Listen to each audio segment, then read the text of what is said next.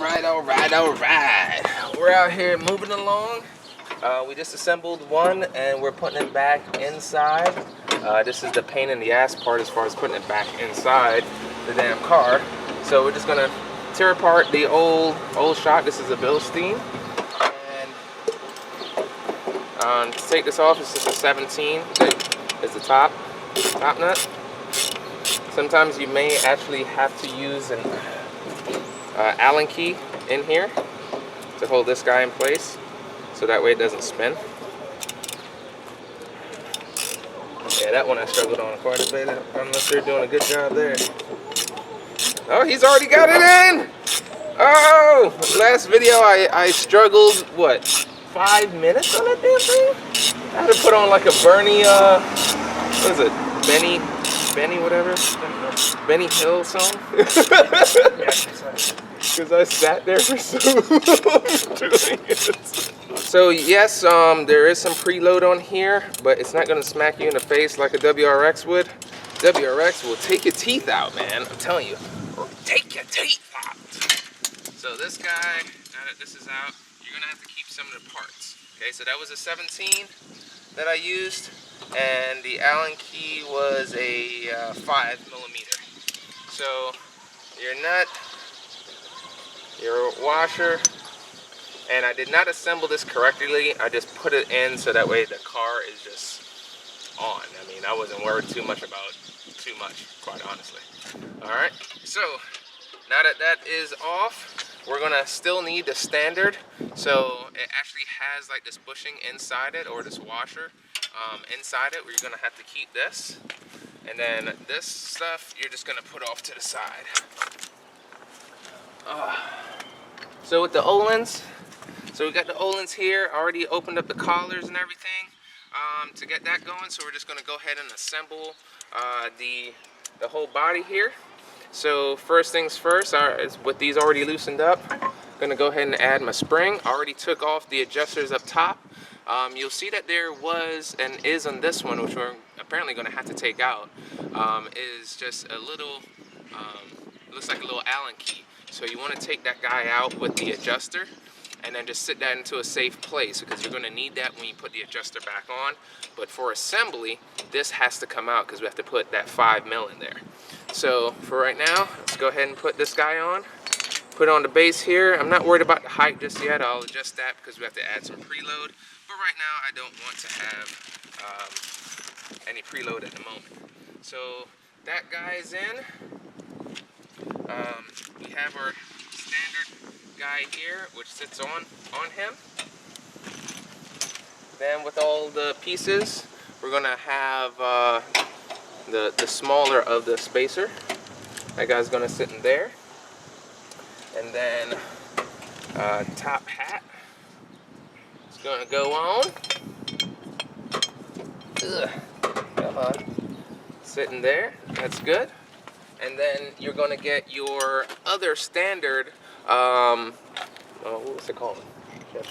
The rubber thingy, the donut. The donut with no metal inside, huh? And then you're gonna put that guy on top. So now my assembly is pretty much done. So the last thing that I have to do is just put on my M10 locking nut. Gonna swirl that guy on there. And then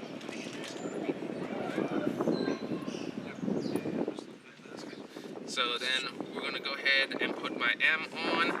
So pretty much this is assembled. I'm gonna go ahead and tighten this up. But first I'm gonna loosen all my stuff for spring preload. And I'm gonna go ahead and just lower the spring. So that way I can get this nut on with no problems whatsoever. Actually, I forgot the washer. It's right there next to the bag. Forgot my washer. Sorry. Washer and then the locking nut. I was about to say, that's gonna be a lot of pressure. Alright,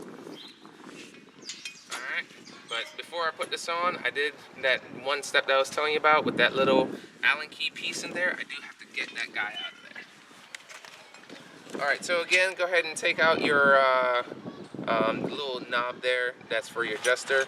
Get your M10. Just start hand tightening this guy. You're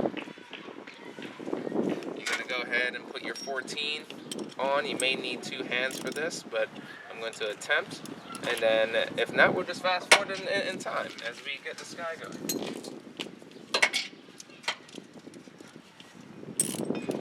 Alright, so now that we got that guy on there, it's going to tell you to tighten this up 2 millimeters of preload.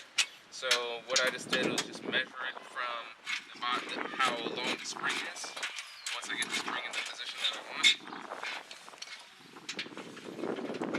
I just test to see how it is when the spring is not moving and with no load, with not much load. And then it's pretty much just over 1/8 of an inch that we calculated off the top of our head. And yeah. So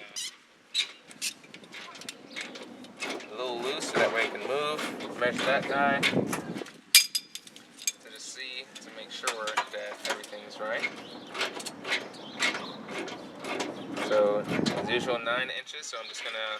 On here, it's really not 9 inches, but 8 inches. And then I'm going to just bring it down to 7/8, just under 7/8, as far as tightening this guy up. And then you're going to need the spindle tightener to do this, because you only can get but so far. And it's the one with the, not the grooves, or the little hook at the bottom.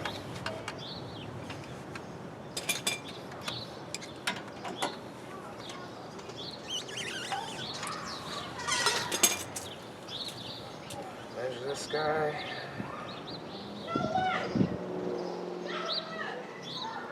A little bit more.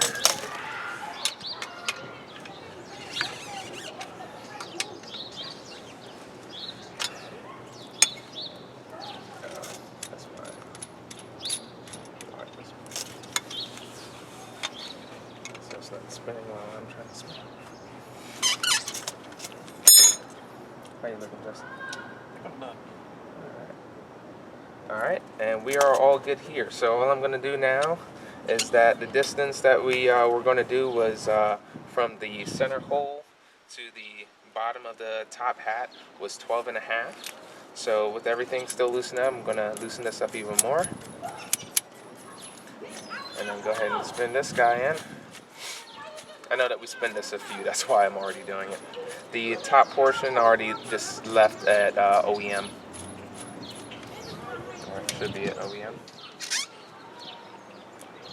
But again, it's just the body really that matters when it comes to all this.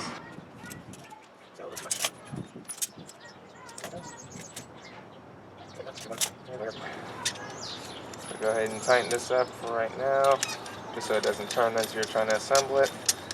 And then tighten up your spring. You're gonna have to double hand it.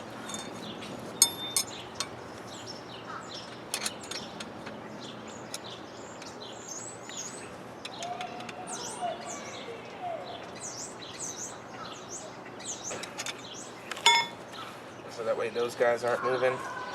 This guy you can always get in there with here, and then this will just loosen up. So it is on the OEM height, the way that the markings are. And then down here, again, it's just 12.5, so we're going to try and make this guy work. So we'll go ahead and slap this guy in.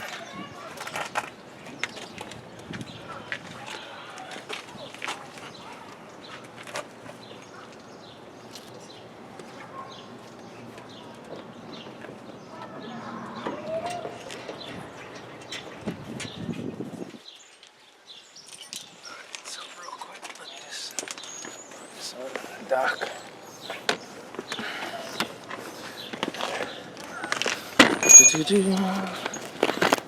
Alright, so we're nice and in here. What we had to do is that there's 2 pieces.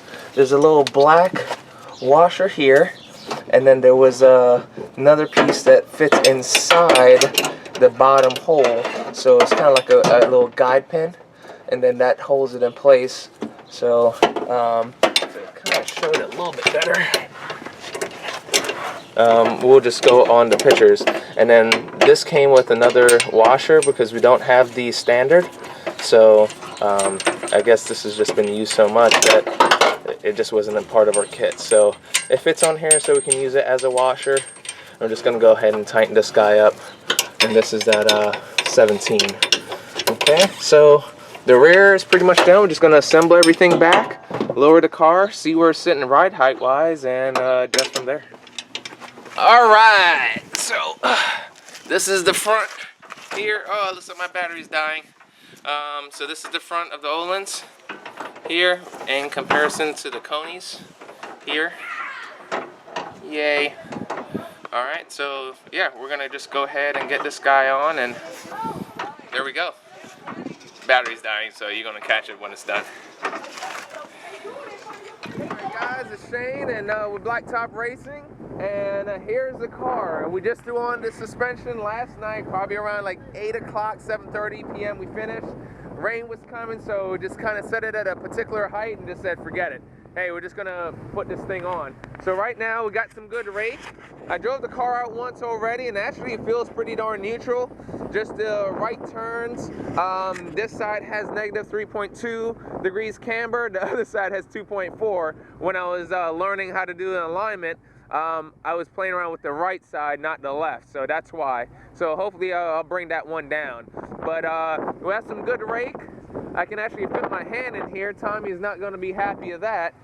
But then over on this side, I can just get in my fingers. So car feels actually pretty good, with the exception of, you know, the whole turning right thing with the toe in also on accident. It just starts dancing a little bit on the right-handers. But let's take this on course and see how it is. Tires are set at 27 PSI. I'm running about 120 run Bridgestones RE 71s. So we'll basically see how this fares. Tires are cold, and the course is dirty from what I can see.